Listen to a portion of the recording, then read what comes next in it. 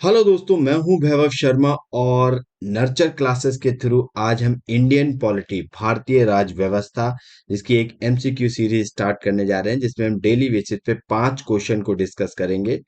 5 question, 5 questions को हम daily discuss करेंगे। और इसमें देखेंगे जो हमारे various state PCS exam, UPSC exam और आपके एसएससी और भी एग्जाम हैं, जहाँ पे आपके इंडियन पॉलिटी से रिलेटेड कैसे क्वेश्चंस आते हैं, किस डायमेंशन कितने डायरेक्शन से क्वेश्चन बन सकते हैं, इन सब चीज़ों पे हम इस पे जिक्र करेंगे। और एक 5 क्वेश्चन की सीरीज है हमारी ज्योग्राफी की, जो इसीलिए इसी चैनल पे चल रही है। तो नीचे डिस्क्रिप्शन बॉक्स में आपको टेलीग्राम चैनल की लिंक प्रोवाइड कर दी जाएगी, तो वहां पे आप जाके आराम से जा सकते हैं। वहां से आप जो एमसीक्यू सीरीज है ज्योग्राफी की वो भी आप देख सकते हैं। तो चलिए हम स्टार्ट करते हैं। आप अपने पहले लेक्चर का पहला क्वेश्चन देखते हैं क्या है। तो फर्स्ट क्वेश्चन है हमारा, विच of the following word is not included in the preamble of the constitution of India. Preamble मतलब प्रस्तावना। मतलब कह रहा है कि जो भारतीय संविधान की प्रस्तावना है उसमें ये 4 वर्ड दिए गए हैं, उनमें से एक वर्ड है वो इंक्लूड नहीं है। एक तो कह रहा है इक्वालिटी, बात कर रहा है समानता की, समता की बात कर रहा है, समानता की। लिबर्टी मतलब स्वतंत्रता की बात कर रहा है। और डी ऑप्शन है जस्टिस, न्याय की बात कर रहा है। और चौथा है सैंक्टिटी, सैंक्टिटी की बात कर रहा है। तो चलिए वीडियो को पॉज कीजिए और क्वेश्चन को अटेंड कीजिए, फिर हम देखते हैं प्रियम्बल क्या है, इसके बारे में थोड़ा जानकारी लेते हैं और समझेंगे इस क्वेश्चन का आंसर क्या है। तो चलिए देखते हैं इस क्वेश्चन का आंसर क्या है। देखो, ये है हमारी प्रियम्बल।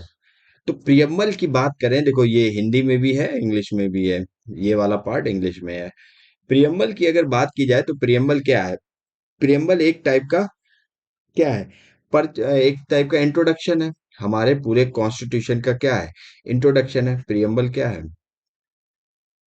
प्रियम प्रियम्बल क्या है? प्रियम्बल जो प्रस्तावना है वो हमारे कॉन्स्टिट्यूशन का एक टाइप का इंट्रोडक्शन है। इंट्रोडक्शन है जो एक झलक दिखाता है पूरे कॉन्स्टिट्यूशन की। एक छोटी सी झलक दिखा देता है हमारे कॉन्स्टिट्यूशन में ये चीजें हैं। एक एज अ इंट्रोडक्शन वर्क करता है, उसे प्रियम्बल कहते हैं। और ये कब बना? तो ये जो ऑब्जेक्टिव रेजोल्यूशन लाया गया था पीटी नेहरू द्वारा, संविधान कॉन्स्टिट्यूशन असेंबली द्वारा, उसके आधार पे ही इसको बनाया गया प्रियम्बल को। ठीक है। तो प्रियम्बल, और ये हमने ओरिजिनल कॉन्स्टिट्यूशन से नहीं, ये हमने अडॉप्ट किया है। और इसको हमने अडॉप्ट कहाँ से किया है? इसको हमने अडॉप्ट किया है यूएस के कॉन्स्टिट्यूशन से। यूएसए के कॉन्स्टिट्यूशन से हमने इसको अडॉप्ट किया है प्रियम्बल को। अब इसकी और भी वेरियस हैं, इसकी लैंग्वेजेस के बारे में और भी चीजें हैं, तो उसके बारे में बाद में हम देखेंगे। फिलहाल तो ये देखें, प्रियम्बल हमारी क्या कह रही है? We the people of the India are having solemnly resolved to constitute India into the sovereign, socialist, secular, democratic republic। Democratic and republic, ये दो है अलग अलग। Democratic republic and to secure all its citizens. जैसे justice, justice में आपके 3 type के justice आ जाते हैं बेटा। एक तो social justice, economic justice and political justice. मतलब आपका सामाजिक, आर्थिक और राजनीतिक। लिबर्टी आपकी स्वतंत्रता क्या है? 5 टाइप की स्वतंत्रता है। Of thoughts, expression, belief, faith and worship. मतलब आपकी विचार क्या है, आपकी अभिव्यक्ति क्या है, विश्वास, धर्म, उपासना, इन सब की 5 टाइप की आपकी स्वतंत्रता है। इक्वालिटी की बात की जाए, समानता की बात की जाए, तो of status and the opportunity and the promote among them all. Fraternity, जहाँ पे फर्टर्निटी की बात की जाए तो यहाँ पे बंधुता की बात आती है। तो assuring the dignity of the individuals and unity and integrity of the Nations. तो ये है हमारी प्रियम्बल। और हमारी प्रेमल को क्या है ये? इन are constitution assembly this 26 of the November 1949 do have adopted. मतलब इसको कब अडॉप्ट किया गया था? इसको अडॉप्ट किया गया 1926 नवंबर 1949। कॉन्स्टिट्यूशन अडॉप्ट किया गया था इसी दिन। और पूरी तरह से कॉन्स्टिट्यूशन अडॉप्ट कब कर दिया गया था, बाकी जो क्लॉजेस बचे हुए थे कॉन्स्टिट्यूशन के, कुछ आर्टिकल्स कुछ बचे हुए थे, तो वो 50 वो सॉरी 1950 में किया गया था, 26 जनवरी 1950 में किया गया था पूरी तरह से, ठीक है। ठीक 2 महीने बाद समथिंग कर दिया गया था। तो ये थी हमारी प्रियम्बल। अब प्रियम्बल हमने ये देख लिया, ये एक इंट्रोडक्शन है, अडॉप्ट है, यूएसए, ये सब है। तो यहाँ पे कहीं भी आपको देखो, इक्वालिटी की बात की गई, ठीक है, लिबर्टी की बात की गई, जस्टिस की बात की गई, सैंक्टिटी की बात नहीं की गई है। तो सैंक्टिटी ये हमारी प्रियम्बल में कहीं भी इसके बारे में जिक्र नहीं है। तो ये तो हमारा हो गया आंसर। बाकी प्रियम्बल के बारे में थोड़ा हम जान ले। तो प्रियम्बल हमने ये तो देख लिया, हमने कहाँ से अडॉप्ट किया है इसको, अडॉप्ट यूएसए के कॉन्स्टिट्यूशन से किया है। प्रियम्बल क्या है, एज अ इंट्रोडक्शन वर्क करती है ऑफ द कॉन्स्टिट्यूशन, इंट्रोडक्शन है ऑफ कॉन्स्टिट्यूशन ऑफ इंडिया, ठीक है, प्रियम्बल। और ये क्या, ऑब्जेक्टिव रेजोल्यूशन जो पीटी नेहरू द्वारा लाया गया था, पंडित जवाहरलाल नेहरू द्वारा, और संविधान कॉन्स्टिट्यूशन असेंबली द्वारा, उसके बेसिस पे ही इसका गठन हुआ है, प्रियम्बल बनाई गई है। और यहाँ पे बात करते हैं प्रियम्बल में, ये जो प्रियम्बल में देख रहे हो आप, सोशलिस्ट, सेकुलर और इंटीग्रिटी, बंधुता, वो अखंडता, ये तीन वर्ड्स ओरिजिनली प्रियम्बल में नहीं थे, इनको ऐड किया गया। इनको किसको, एक तो आपका सोशलिस्ट, और आपका कौन सा है, सोशलिस्ट के बाद आपका आता है सेकुलर, और आपका आता क्या आता है, इंटीग्रिटी।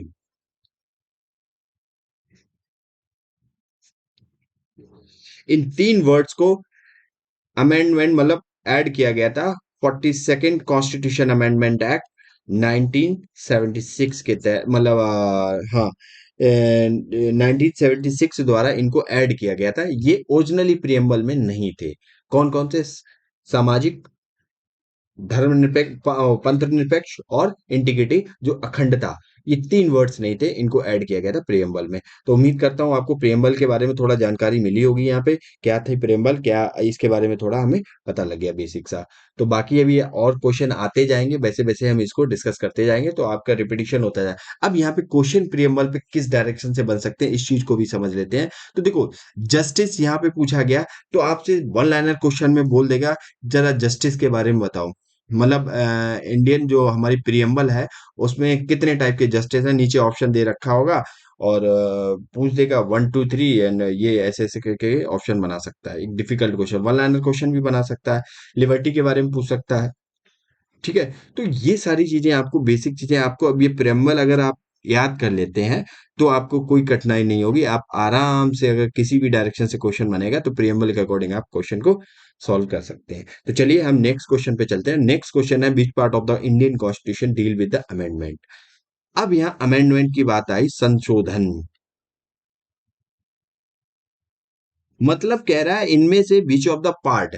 हमारा संविधान बनाने से, देखो किसी भी चीज को हम बनाने के से पहले क्या करते हैं, उसको इजी बनाने के लिए हम क्या करते हैं, कई सारे पार्ट्स आर्ट्स में डिवाइड कर लेते हैं उसको, ठीक है। अब जैसे हमने अर्थ, जैसे ज्योग्राफी में हम पढ़ रहे थे, हमने अर्थ पढ़ रहे थे, तो अर्थ को हमने क्या किया, बहुत सारी लैटिट्यूड लॉन्गिट्यूड हमने अपने खुद के समझने के लिए ग्लोब बना दिया। तो वैसे ही इंडियन कॉन्स्टिट्यूशन में भी क्या है, बहुत वास्ट कॉन्स्टिट्यूशन, दुनिया का सबसे बड़ा संविधान, लिखित संविधान है भारत का। इंडियन कॉन्स्टिट्यूशन है जो जो इंडियन कॉन्स्टिट्यूशन है, वो दुनिया का लार्जेस्ट, सबसे बड़ा रिटिन कॉन्स्टिट्यूशन है,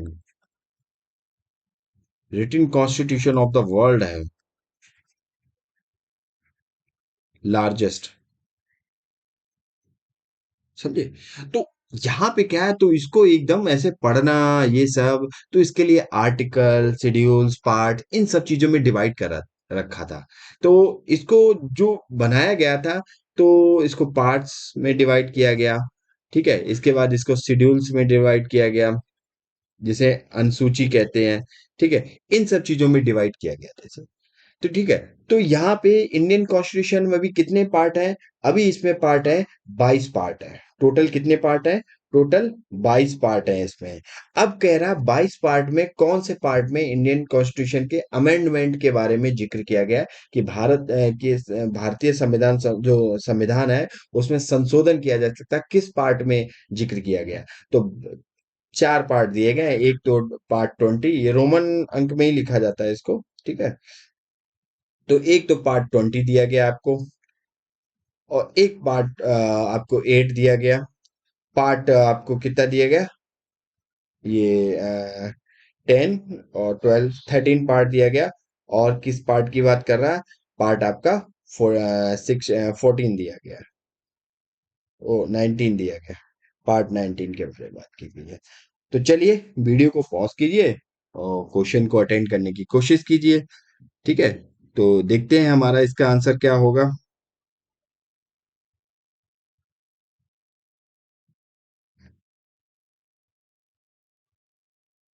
चलिए,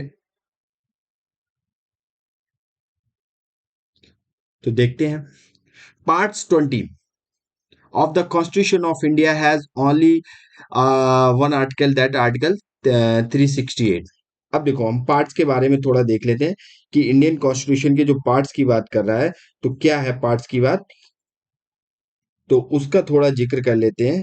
1 सेकेंड दे दीजिए मुझे। हम्म।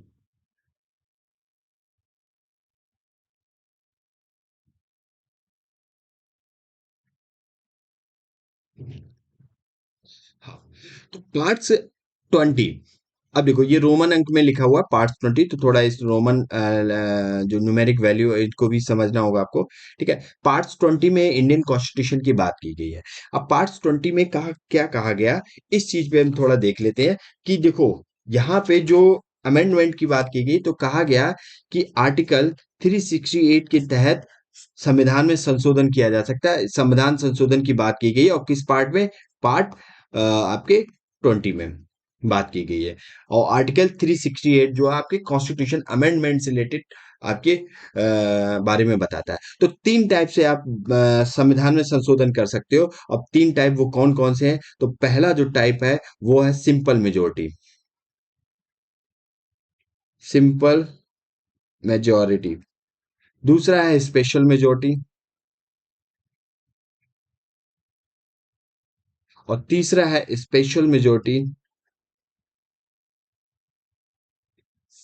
Plus half of the state legislature, consent of half of the state legislature।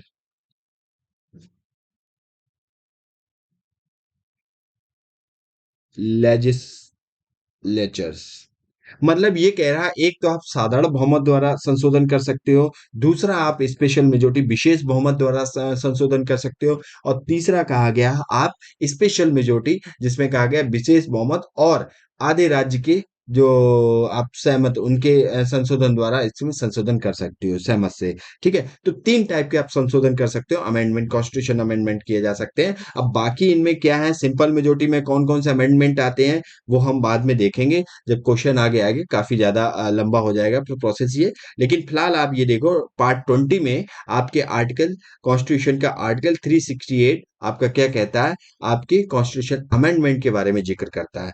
अब हम बाकी पार्ट्स के बारे में भी थोड़ा डिस्कस कर लें। तो पार्ट 20 तो हम कॉन्स्टिट्यूशन अमेंडमेंट से रिलेटेड हो गया, ये तो हमारा आंसर हो गया। पार्ट 8 की बात कर ले, तो पार्ट 8 बेटा किसकी बात करता है, पार्ट 8 बात करता है यूनियन टेरिटरी की। किसकी, यूनियन टेरिटरी की, मतलब जो केंद्र शासित प्रदेश है उनकी बात करता है पार्ट आपका 8। और वहीं पार्ट अगर इसकी बात करें 13 की, तो पार्ट 13 बात करता है ट्रेड एंड कॉमर्स की, ट्रेड एंड कॉमर्स की। और पार्ट 19 आपका किसकी जिक्र करता है, पार्ट 19 मिसलेनियस बात करता है, मिसलेनियस, मिसलेनियस। वहीं आपका पार्ट एक पार्ट 7 लगा दो, तो पार्ट 7 किसकी बात करता है, पार्ट 7 आपकी अमेंडमेंट उसकी, सॉरी, हम्म, पार्ट 9 की बात करें, एक सेकेंड, पार्ट 9 बात आपकी करता है। तो पार्ट 9 आपकी बात जो करता है वो पंचायत की बात करता है, म्युनिसिपल पार्टी। अच्छा, पार्ट 9 में भी दो क्लॉजेज हैं, एक क्लॉज ए है, एक क्लॉज बी है। पार्ट ए बात करता है इसकी पंचायत की, और ये बात करता है आपकी किसकी, म्युनिसिपैलिटीज की, म्युनिसिपैलिटीज की। भाई पार्ट वन आपकी यूनियन एंड इट्स टेरिटरी की बात करता है, पार्ट टू सिटीजन की बात करता है, पार्ट थ्री फंडामेंटल राइट की बात करता है, पार्ट फोर डीपीएसपी की बात करता है, पार्ट फोर ए आपका फंडामेंटल ड्यूटी की बात करता है। तो ये सारे पार्ट्स के बारे में आपका, जैसे पार्ट 18 आपकी इमरजेंसी प्रोविजन की बात करता है, पार्ट 15 इलेक्शन की बात करता है। तो ये एक बार आप गूगल पे सर्च कीजिए, अपनी बुक्स जो भी आपके पास बुक्स है, स्टैंडर्ड बुक्स है, लक्ष्मीकांत है, उसमें दिया गया है। तो उसमें आप जाके पार्ट्स जो भी हैं उनको एक बार एक पेज पे लिख के आप रिवाइज कर सकते हैं, आपने मतलब टेबल के आगे चिपका सकते हैं। तो जिससे क्या है, बार बार देखेंगे तो आपको याद हो जाएंगे। तो जिससे इससे क्या होता है, वन लाइनर क्वेश्चन भी एसएससी जैसे एग्जाम है, स्टेट पीसीएस में भी वन लाइनर क्वेश्चन पूछ देता है, या मैच द फॉलोइंग पूछ देगा, part four is related to ये, ठीक है। तो ये इस टाइप से आपको आने चाहिए, ठीक है, क्वेश्चन समझ में। भाई आपको पार्ट सेवन की बात कर रहा था, पार्ट सेवन आपका आई थिंक उस पे जो लिस्ट है ना उनके ऊपर है, कंकरेंट यूनियन, ये सारी जो लिस्ट दी गई है, उनके ऊपर पार्ट सेवन की बात करता है आपका।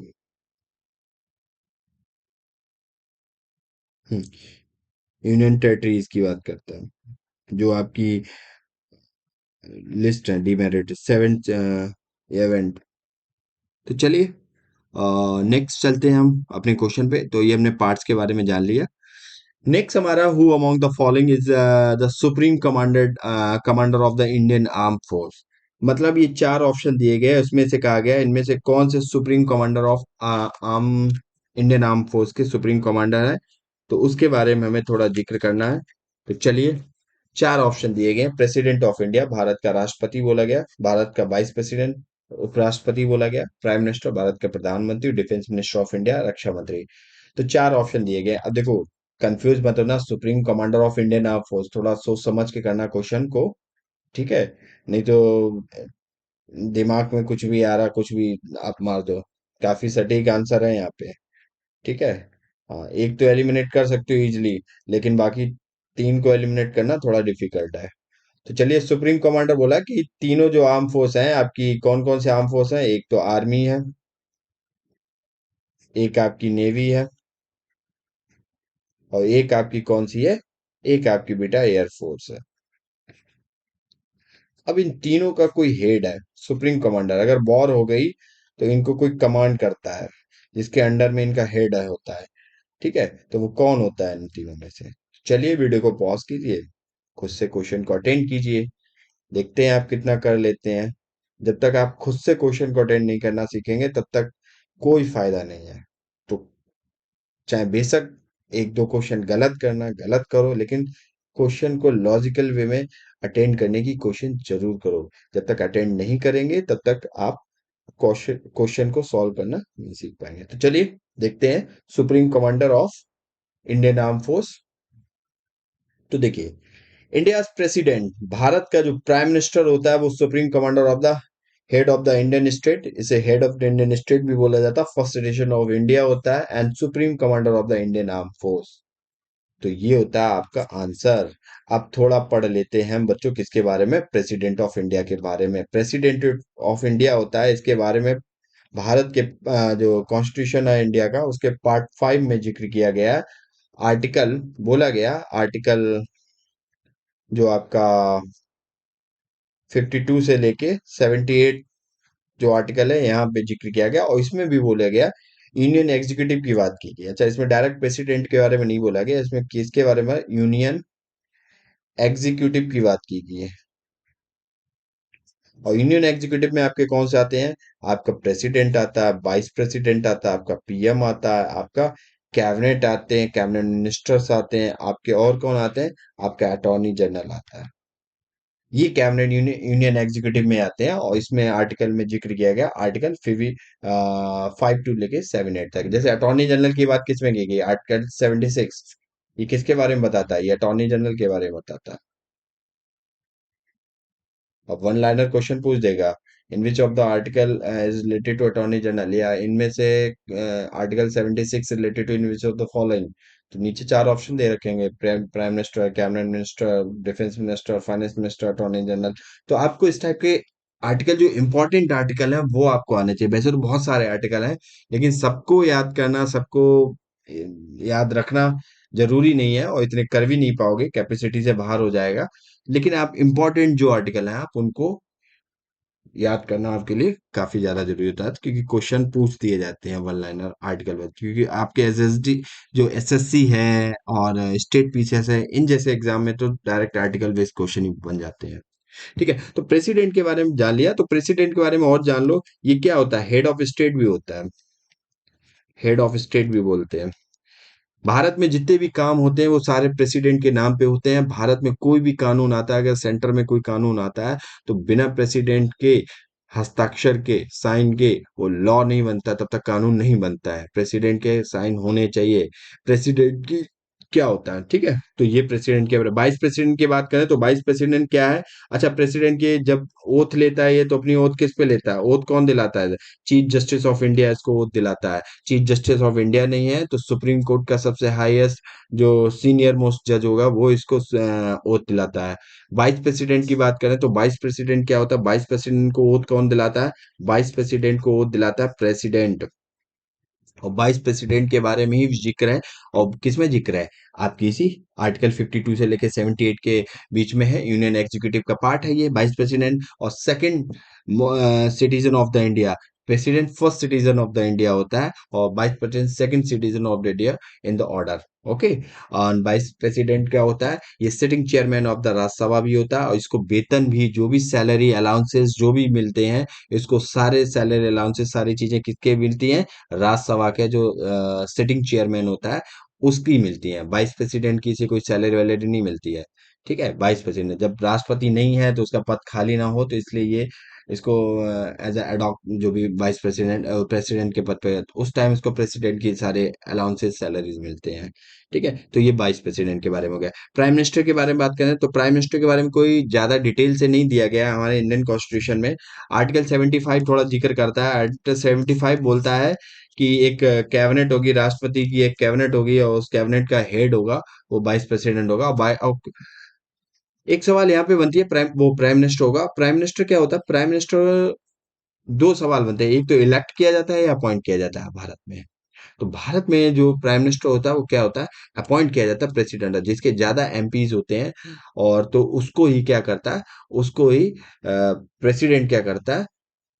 उस दल के नेता को ही क्या करता है? जो पीएम प्राइम मिनिस्टर क्या करता है? प्राइम मिनिस्टर अपॉइंट करता है। ठीक है, और ये क्या करता है? ये जो प्रेसिडेंट होता है, प्रेसिडेंट की एक सेना होती है, कैबिनेट कह सकते हो एक मोटा मोटी तौर पे। और कैबिनेट का मेन हेड होता है। कैबिनेट का हेड कौन होता है? प्राइम मिनिस्टर होता है। और जो भी काम करता है ये इसके एडवाइस पे करता है। अच्छा, प्रेसिडेंट के नाम पे जितनी भी ट्रिटीज होती हैं, समझौते होते हैं बाहर, इंटरनेशनल जो भी समथिंग होते हैं, वो सब प्रेसिडेंट के नाम पे ही होते हैं। ठीक है, प्राइम मिनिस्टर बस समझौता करने जाता है। ठीक है, एज अ सेनापति काम करता है। डिफेंस मिनिस्टर ये कैबिनेट का एक मिनिस्टर होता है। किसकी? जो प्रेसिडेंट की जो कैबिनेट होती है ना, उसका एक क्या होता है? एक उसका एक मिनिस्टर होता है। तो चलिए, ये आपको ब्यौरा समझ में आ गया। और भी इंफॉर्मेशन है, धीरे धीरे हम क्वेश्चन आएंगे तो उनके बेसिस पे हम इंफॉर्मेशन को एक्सप्लोर करते जाएंगे। तो प्रेसिडेंट भी देख लिया, ये भी देख लिया हमने। Supreme commander of the Indian arm force कौन होता है? तो प्रेसिडेंट होता है। अब यहाँ पे आपको लग रहा होगा प्राइम मिनिस्टर होता होगा। प्राइम मिनिस्टर नहीं होता। प्राइम मिनिस्टर एडवाइस देता है। अगर कोई वॉर हो गई, एक्सटर्नल वॉर हो गई, तो वहां पे कमांड जो भी देगा, न्यूक्लियर कोड जो भी समथिंग होता है, समथिंग आई थिंक प्रेसिडेंट के पास ही होता है। सो प्राइम मिनिस्टर यहाँ पे केवल क्या एडवाइस देता है। ठीक है, एज एडवाइजरी वर्क करता है वहां पे। चलिए, नेक्स्ट क्वेश्चन है, free and compulsory education to all the children from 6 to 14 year age was made a fundamental right by which of the following amendment. मतलब इनमें से बोला गया चार अमेंडमेंट दिए, 82 82 second amendment, 83rd amendment and 84th amendment, 86th amendment. चार amendment दिए, और इन चार अमेंडमेंट पे बोला गया इनमें से कौन सा अमेंडमेंट है जिसमें जिसके थ्रू जो 6 से 14 साल तक के एज के जो बच्चे हैं उनको फ्री और कंपलसरी एजुकेशन, मतलब निशुल्क और अनिवार्य रूप से कह दिया गया, उनको एजुकेशन देनी होगी। उनका फंडामेंटल राइट है, उन्हें एजुकेशन से आप क्या है, एजुकेशन से दूर नहीं कर सकते हो। प्राइमरी एजुकेशन की बात की गई। कहाँ पे? प्राइमरी एजुकेशन, प्राथमिक, प्राइमरी एजुकेशन।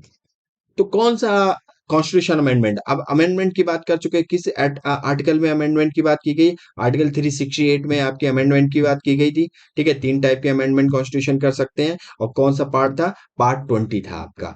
अब यहाँ पे देखेंगे कौन सा अमेंडमेंट है, तो 82 अमेंडमेंट, 83, 84, 86। वीडियो को पॉज कीजिए, क्वेश्चन को अटेंड करने की कोशिश कीजिए। चलिए देखते हैं। 86 कॉन्स्टिट्यूशन अमेंडमेंट 2002, 2000 द्वारा 2002 में 86 कॉन्स्टिट्यूशन अमेंडमेंट एक्ट हुआ था, आया था 2002 में, जिसमें कहा गया था कि जो एजुकेशन है वो फ्री और कंपलसरी कर दी जाए, 6 से 14 साल तक के बच्चों के लिए निशुल्क प्राथमिक शिक्षा कर दी जाए, अनिवार्य रूप से उन्हें वंचित ना किया जाए इससे। ठीक है, ये था, इसके बारे में बोला गया था। और 86 की बात और कर लें तो इसमें कई सारे प्रावधान ऐड किए गए थे, कई सारे इसमें जोड़े गए थे। एक तो आपका यही 86 में जोड़ दिया गया था, पहला तो इसको फंडामेंटल राइट बना दिया गया। डीपीएसपी में भी है ये, डीपीएसपी, डीपीएसपी डायरेक्टिव प्रिंसिपल और स्टेट पॉलिसी, जो है आपके राज्य के नीति निर्देशक तत्व। तो राज्य के नीति निर्देशक तत्व जो डीपीएसपी हैं आपके, डीपीएसपी में आर्टिकल कौन सा है? आर्टिकल 45।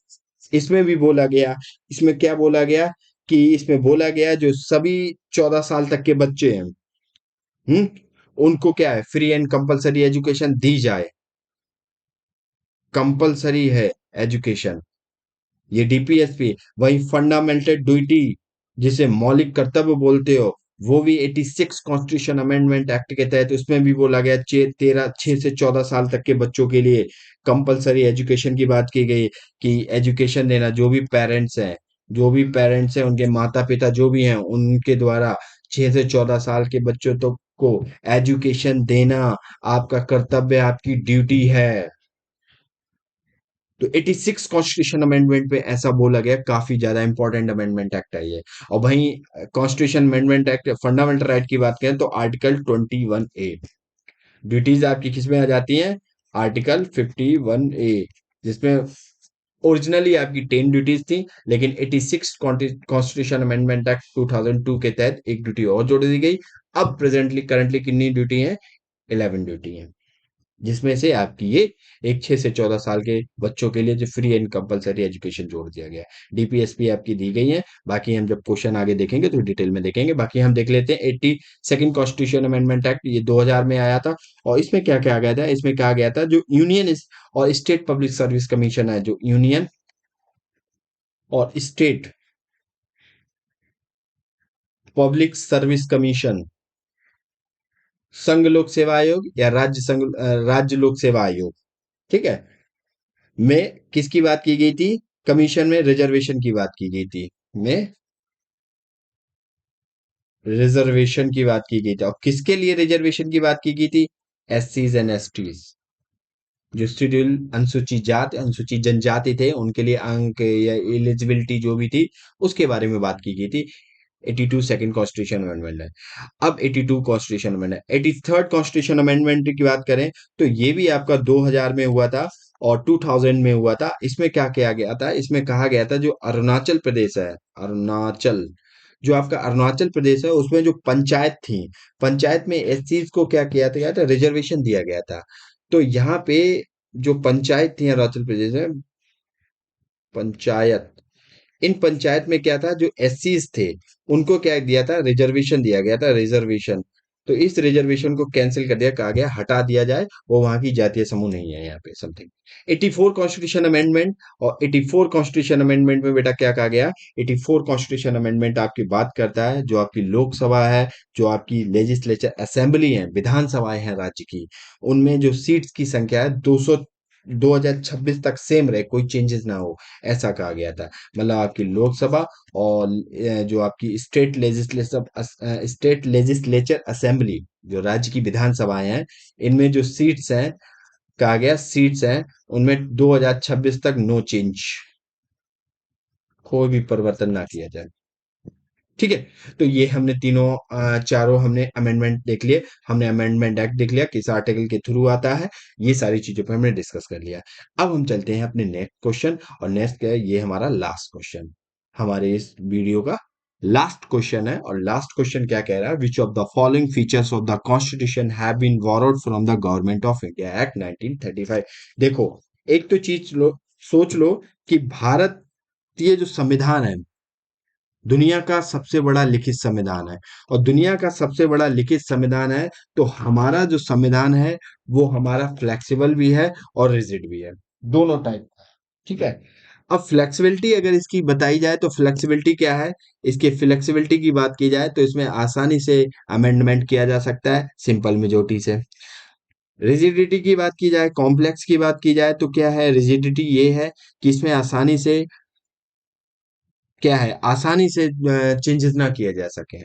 ठीक है, कुछ ऐसे बॉडीज हैं या अमेंड आर्टिकल हैं जिनमें आसानी से परिवर्तन नहीं किया, जैसे प्रेसिडेंट को हटाना आसानी से नहीं हटाया जा सकता है। चीफ जस्टिस ऑफ इंडिया को हटाना एकदम ऐसे नहीं, सिंपल मेजोरिटी से बिल लाए पास किया हटा दिया, ऐसे नहीं। तो थोड़ा यहाँ पे कॉम्प्लेक्स है, तो हमने दोनों तरह का कॉम्बिनेशन बनाया। और तो इतना बड़ा है कि हम, हमारे जो कॉन्स्टिट्यूशन मेकर्स थे, उन्होंने क्या किया, उन्होंने बहुत सारे जो दुनिया भर के कॉन्स्टिट्यूशन से थे उनसे बहुत सारी अच्छी-अच्छी चीज़ें ली। जैसे फंडामेंटल राइट हमने कहाँ से ले लिया? हमने यूएसए से ले लिया। प्रिएम्बल हमने यूएसए से ले ली। जुडिशियल सिस्टम हमने यूएसए से ले लिया। पार्लियामेंट्री सिस्टम हमने ले लिया कहाँ से? यूके से ले लिया। ठीक है? तो ये सारी है। तो भाई हमने एक गवर्नमेंट ऑफ इंडिया एक्ट 1935 आया था, तो उससे हमने उससे भी कुछ प्रावधान लिए। तो लेकिन अगर यहाँ पे कहा जाता है कि भारतीय संविधान में सबसे ज्यादा हमने अडॉप्ट किए हैं जो कॉन्सेप्ट आर्टिकल, वो कहाँ से लिए हैं, वो हमने गवर्नमेंट ऑफ इंडिया एक्ट 1935 से लिए हैं। बाकी देशों से लिए हैं, कम लिए हैं, लेकिन सबसे ज्यादा गवर्नमेंट ऑफ इंडिया एक्ट से ही हमने अपने संविधान की चीजें ली हैं। ठीक है। तो चार ऑप्शन दिए गए हैं। एक तो कहा ऑफिस ऑफ गवर्नर, जो राज्यपाल है, राज्यपाल के कार्यालय की बात कर रहा है, कि हमने कह रहा है गवर्नमेंट ऑफ इंडिया एक्ट 1935 से लिया गया राज्यपाल के ऑफिस के बारे में। कॉन्करेंट लिस्ट, जो हमारी तीन लिस्ट होती हैं, एक आर्टिकल जो पार्ट 7 था उसके तहत हमारी तीन लिस्ट आती थी। यूनियन लिस्ट, यूनियन लिस्ट आती थी। यूनियन लिस्ट के बाद हमारी कौन सी आती थी, स्टेट लिस्ट, स्टेट लिस्ट का कंकरेंट। यूनियन लिस्ट में कौन, यूनियन लिस्ट में जो था, यूनियन लिस्ट में केवल पार्लियामेंट ही जो भी रूल्स एंड लॉ है बनाएगी। स्टेट लेजिस्लेचर में कौन बनाएगी, स्टेट बनाती है। और कंकरेंट में दोनों ही बना सकते हैं, लेकिन जब इमरजेंसी कोई प्रोविजन हो तो स्टेट लिस्ट, कंकरेंट लिस्ट पे कौन बनाएगा, तो बनाएगी पार्लियामेंट। ठीक है, संसद बनाएगी। तो कंकरेंट लिस्ट की बात कर दी, आपकी ऑफिस ऑफ गवर्नर की बात कर दी गई। तीसरी आपकी इमरजेंसी प्रोविजंस की बात कर दी गई, जो आपत्ति, जो आपकी तीन टाइप की भारत में इमरजेंसी है आपकी, एक नेशनल इमरजेंसी है, और एक आपकी स्टेट इमरजेंसी या प्रेसिडेंशियल रूल कह सकते हो, एक आपकी फाइनेंस इमरजेंसी है, फाइनेंशियल इमरजेंसी है। रूल ऑफ लॉ की बात कर दी गई। चार ऑप्शन दिए गए हैं, नीचे आपके करेक्ट ऑप्शन बताना है। तो आप कर दिया ओनली फोर है, इसमें कह रहा ओनली फोर है। दूसरे में कह रहा 134 है, तीसरे में कह रहा 123 है, और चौथे में कह रहा सारे हैं। तो चलिए देखते हैं, वीडियो को पॉज करते हैं, क्वेश्चन को अच्छे से अटेंड करते हैं। क्वेश्चन हमने समझा दिया, आप समझ भी गए होंगे। अब देखते हैं इसका आंसर क्या है। देखो, our constitution has features from the government of India act, हमने गवर्नमेंट ऑफ इंडिया एक्ट से ये फीचर्स लिए हैं, और भी फीचर्स लिए हैं। फिलहाल तो ये देखो, फेडरल स्कीम लिए है हमने, ठीक है, ऑफिस ऑफ गवर्नर लिया है, जुडिशरी ली है हमने, जुडिशरी यहाँ से ली है हमने। ठीक है, बाकी जुडिशरी के और प्रोविंसेस हैं, वो हमने यूएसए से लिए हैं। पब्लिक सर्विस कमीशन, लोक सेवा आयोग, जो भी है, इमरजेंसी प्रोविजन, एडमिनिस्ट्रेटिव डिटेल्स, जो हमारी प्रशासनीय डिटेल्स है, जो भी वो हमने यहाँ से लिए हैं। जो भी आपातकालीन शक्तियां हैं, प्रोविजंस हैं, वो हमने यहाँ से लिए हैं। पब्लिक सर्विस कमीशन, जो हमारी संघ लोक सेवा, जो भी लोक सेवा आयोग है, वो हमने यहाँ से लिया है। जुडिशरी हमने न्यायपालिका यहाँ से ली है। और ऑफिस ऑफ गवर्नर, जो गवर्नर का ऑफिस है, वो यहाँ से लिया है। फेडरल स्कीम ली है यहाँ से। ठीक है, संघीय, ठीक है, फेडरल मतलब संघीय। तो देखो, गवर्नर ऑफ ऑफिस हमने लिया है, करेक्ट है। इमरजेंसी प्रोविजन लिया है, सही है। अब देखो, अगर बाकी नहीं पता, दो पता है, तो एलिमिनेशन से करने की कोशिश करते हैं। पहला ऑप्शन तो हमारा एलिमिनेट हो गया, ए ऑप्शन तो हो ही नहीं सकता है। ठीक है, बी ऑप्शन चेक करते हैं, तो बी ऑप्शन में 1 एंड 3, 1 3 है, 4 भी है, ठीक है, ये हो सकता है। तीसरे में हम देखते हैं 1 3 है, 1 3 भी है, 2 भी है, अभी हमें 2 कंफर्म नहीं है कि नहीं, और चौथे में भी हमारा 1 3 है, 2 है, तो हमारा ये भी हो सकता है। ठीक है, तो चलिए, अब एक तो एलिमिनेट कर दिया हमने, अब बाकी हम देख लेते हैं कहाँ से। ऑस्ट्रेलिया की बात करें तो ऑस्ट्रेलिया से हमने बहुत कुछ लिया। ऑस्ट्रेलिया से हमने कनकरेंट लिस्ट ली है, freedom of trade, commerce and intercourse लिया है, joint sitting of to houses of parliament, जब कोई क्लैश हो जाता है कि ये लोकसभा के बिल, राज्यसभा के बिल, जब आपस में प्रेसिडेंट भी भेजता है वापस करके, सहमत नहीं बनती, तो एक प्रेसिडेंट क्या करता है, एक ज्वाइंट सिटिंग बुलाता है। ज्वाइंट सिटिंग आर्टिकल 108 के तहत बुलाई जाती है, जिसमें क्या है कि मतलब लोकसभा का स्पीकर होता है, वो उसकी अध्यक्षता करता है, लोकसभा के मेंबर ज्यादा होते हैं, राज्यसभा के कम होते हैं, तो ये केवल पार्लियामेंट में ही बुलाई जाती है ज्वाइंट सिटिंग। और ये आपकी स्टेट लेजिस्लेटिव असेंबली है जो वहां पे नहीं आपको देखने को मिलेगी, ठीक है, जो भी स्टेट काउंसिल है, स्टेट असेंबली है, वहां पे देखने को नहीं मिलेगी, केवल ये पार्लियामेंट में देखने को मिलती है। तो ये प्रावधान हमने कहाँ से लिए, ये प्रावधान बच्चों हमने कहाँ से लिए, ये प्रावधान हमने लिए हैं ऑस्ट्रेलिया से। अब देखो यहाँ से हमारा क्वेश्चन तो सॉल्व हो जाए। कॉन्करेंट लिस्ट हमारी यहाँ से नहीं है, कॉन्करेंट लिस्ट हमने कहाँ से ली है, ये हमने लिए बच्चों ऑस्ट्रेलिया से, ये हमने ऑस्ट्रेलिया से लिए। दो एलिमिनेट कर दो तो दो एलिमिनेट यहाँ से हो जाएगा, दो एलिमिनेट यहाँ से हो जाएगा, आंसर हमारा आ गया बी। ये हमारा आंसर हो गया 1 3 4। तो मतलब रूल ऑफ लॉ भी हमने कहाँ से लिया, रूल ऑफ लॉ भी बच्चों हमने कहाँ से लिया, गवर्नमेंट ऑफ इंडिया एक्ट 1935 से लिया है। बाकी हम अब देख लेते हैं क्या क्या प्रोविंसेस हैं। कनाडा से हमने federal and federation and strong centre की बात की है, कि हमारा केंद्र कैसे स्ट्रॉन्ग रहना चाहिए, फेडरल स्ट्रक्चर कैसे हमारा होना है। Vesting of the residuary power in the centre, centre में जो भी अवशिष्ट शक्तियां हैं वो सेंटर के पास हैं, तो उसकी बात की गई, कनाडा से ली गई। Appointment of state governor by the centre, अब देखो गवर्नर के ऑफिस को तो हम गवर्नमेंट ऑफ इंडिया एक्ट 1935 से लिया गया है, लेकिन सेंटर में जो गवर्नर स्टेट उसको अपॉइंट कैसे करता है, सेंटर कैसे उसको स्टेट में अपॉइंट किया जाता है, उसकी जो प्रोसेस है वो हमने कनाडा से ली है। Advisory jurisdiction of the supreme court, supreme court की जो एडवाइजरी जुडिडिक्शन होती है, जुडिडिक्शन होती है, वो हमने कहाँ से लिया, वो हमने कनाडा से ली है। लेकिन जुडिशरी कहाँ से ली है, जुडिशरी ने गवर्नमेंट ऑफ इंडिया एक्ट 1935 से लिया है। आयरलैंड से हमने कुछ लिए हैं इंपॉर्टेंट, जैसे directive principle of state policy, DPSP हमने आयरलैंड से लिए हैं। Nomination of the member of Rajya Sabha, Rajya Sabha के लिए जो भी मेंबर नॉमिनेट होते हैं वो हमने प्रोसेस आइलैंड से ली है। Method of election of the president, president का इलेक्शन कैसे होना चाहिए, पूरी प्रोसेस वो हमने आयरलैंड से ली है। जापान से हमने क्या लिए, प्रोसीजर एस्टेब्लिश बाई लॉ, कानून के द्वारा कैसे, मतलब हम कानून द्वारा कैसे हम इस्टेब्लिश करें, ये सारी चीजें वो हमने लिए। हमने यूएसएसआर से भी ली है, प्रेजेंट टाइम में जो रशिया है वहां से फंडामेंटल ड्यूटी ली है, एफडी ली है। और हमने आइडियल ऑफ जस्टिस, जैसे social economic political in the preamble, preamble में जो दिए गए ना आपको जस्टिस, तीन टाइप के, सोशल इकोनॉमिक पॉलिटिकल, ये हमने रशिया से लिए हैं। ठीक है, यूके से हमने बहुत सारी चीजें ली हैं, जैसे parliamentary government, rule of law लिया है, लेजिस्लेटिव प्रोसेस लिया है। देखो रूल ऑफ लॉ, ये आपका यहाँ से अब थोड़ा गलत हो सकता है, रूल ऑफ लॉ हमने यहाँ से नहीं लिया है, रूल ऑफ लॉ भी नहीं है, तो आंसर हमारा बनेगा 1 और 3, 4 नहीं होगा, 4 भी गलत है। ठीक है, तो ये हमने कहाँ से लिया है, ये हमने यूके से लिया है, तो थोड़ा मिस्टेक हो गई, इस चीज को देख लेना, ठीक है। तो क्योंकि आंसर क्वेश्चन सही नहीं है यहाँ पे, ठीक है। तो करेक्ट ऑप्शन पूछा था, constitution borrowed from the government of India act 1935, तो हमने तीन चीजें 1 और 3 लिया था केवल, ठीक है, बाकी 4 नहीं लिया था। तो रूल ऑफ लॉ है, यूके से लिया गया हमने। और यूके से क्या लिया हमने, जो लेजिस्लेटिव प्रोसीजर है, ठीक है, वो हमने लिया। और सिंगल सिटीजनशिप जो हम भारत में करते हैं, कैबिनेट सिस्टम, ये सारी चीजें, बाई कैमरलिज्म, ये सारी चीजें हमने क्या लिया है, द्विसदनीय व्यवस्था, ठीक है, द्विसदनीय व्यवस्था, जैसे अपर हाउस लोअर हाउस है ना, लोकसभा राज्यसभा, सदनीय, ये सारी। यूएस से हमने फंडामेंटल राइट लिए हैं, इंडिपेंडेंस ऑफ जुडिशरी ली है, जुडिशियल रिव्यू लिया है, इम्पीचमेंट ऑफ प्रेसिडेंट पे जो भी महाभियोग लगाते हैं वो लिया है, removal of supreme court and high court जजेस, हाई कोर्ट और सुप्रीम कोर्ट के जजेस को कैसे रिमूव किया जाए, ये हमने लिया।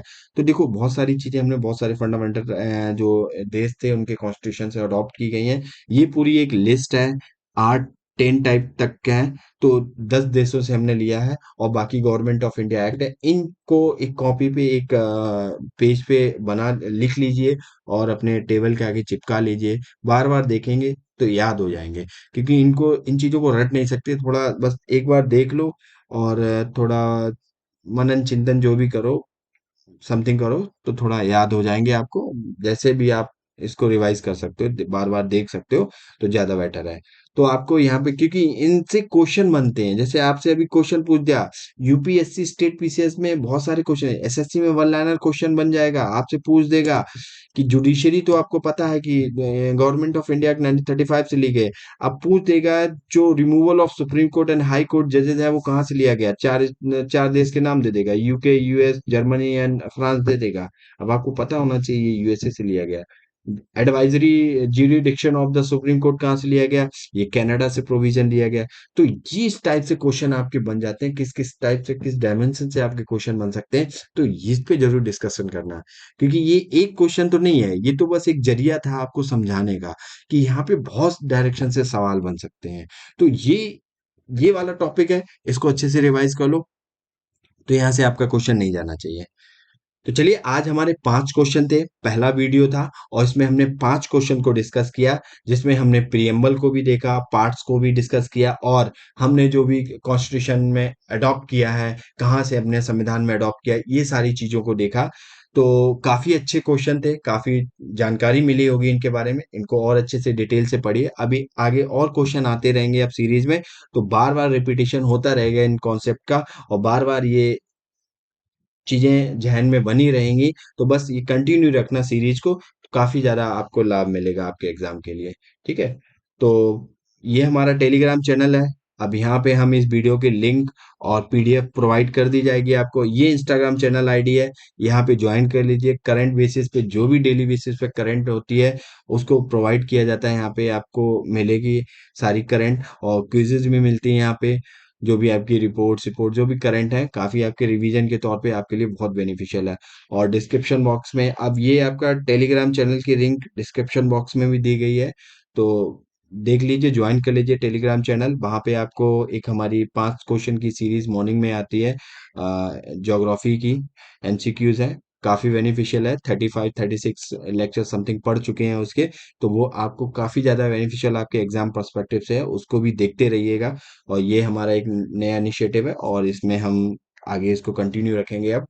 तो चलिए, इसी नोट पे हम अपने वीडियो को फिनिश करते हैं। जय हिंद, जय Bharat, God bless you all.